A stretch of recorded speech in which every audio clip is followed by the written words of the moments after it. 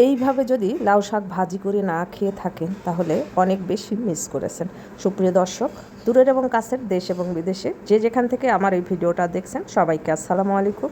আশা করি সবাই ভালো আছেন। আজ আমি আপনাদেরকে রান্না করে দেখাবো দুর্দান্ত স্বাদের লাউ শাক ভাজি। আশা করি ভিডিওটা আপনাদের ভালো লাগবে এবং উপকারে আসবে।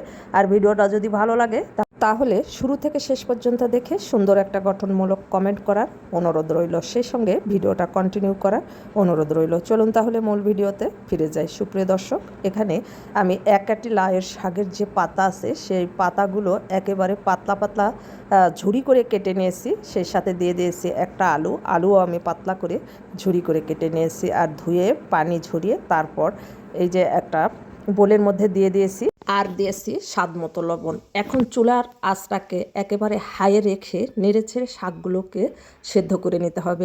এই যে লাউ শাকের যে পাতা থাকে এই পাতা কিন্তু সহজে সেদ্ধ হতে চায় না, তাই ডাইরেক্ট যদি আপনারা রান্না করতে চান সেক্ষেত্রে কিন্তু লাউয়ের শাকটা একটু শক্ত টাইপের থাকে আর তিতা একটা ভাব আসে। এই যে দেখেন আমি হাই হিটে প্রায় 5 মিনিটের মতো নেড়েচেড়ে ভাপিয়ে নিয়েছি আর যে অতিরিক্ত পানি বের হয়েছে সেগুলো একটা স্ট্রেনারে ছেঁকে নেব। আর এখন শাকটাকে বাগার দেব, এর জন্য একটা ফ্রাই প্যানে দিয়ে দিয়েছি তেল আর 2টা শুকনো মরিচ আমি মাঝখানে ফালি দিয়ে নেড়ে চেড়ে ভেজে নিয়েছি। এরপর একটা রসুন থেতো করে দিয়ে দিয়েছি আর রসুনটাকে যখন একটু নেড়ে চেড়ে গোল্ডেন কালার হয়ে আসছে তখন অ্যাড করে দিয়েছি 2টা পেঁয়াজ কুচি আর পেঁয়াজটাকেও নেড়ে চেড়ে হালকা করে ভেজে নিতে হবে। এরপর অ্যাড করে দিতে হবে লাউ শাকের পাতাগুলো।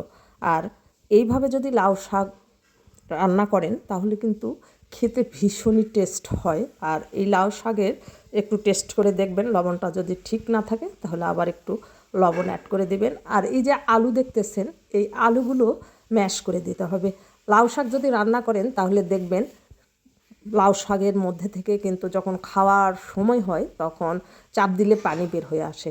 আর এই যে আলু দেখতেছেন এই আলুগুলো চেষ্টা করবেন একেবারে ম্যাশ করে দিতে। যদি আপনারা খুরচুন দিয়ে না হয় তাহলে ডাল ঘুটনি দিয়েও আলুগুলো ম্যাশ করে দিতে পারেন।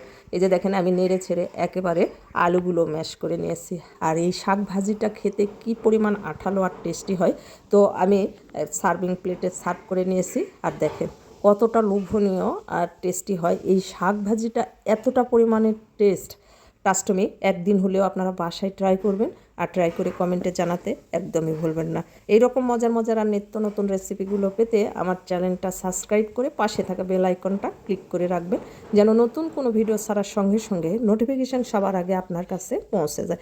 আর যারা ফেসবুক থেকে দেখবেন প্লিজ ফেসবুক পেজটাকে ফলো দেবেন, লাইক কমেন্ট শেয়ার করে আমার পাশে থাকবেন। ভালো থাকবেন সবাই, দেখা হবে পরবর্তী ভিডিওতে। আল্লাহ হাফেজ।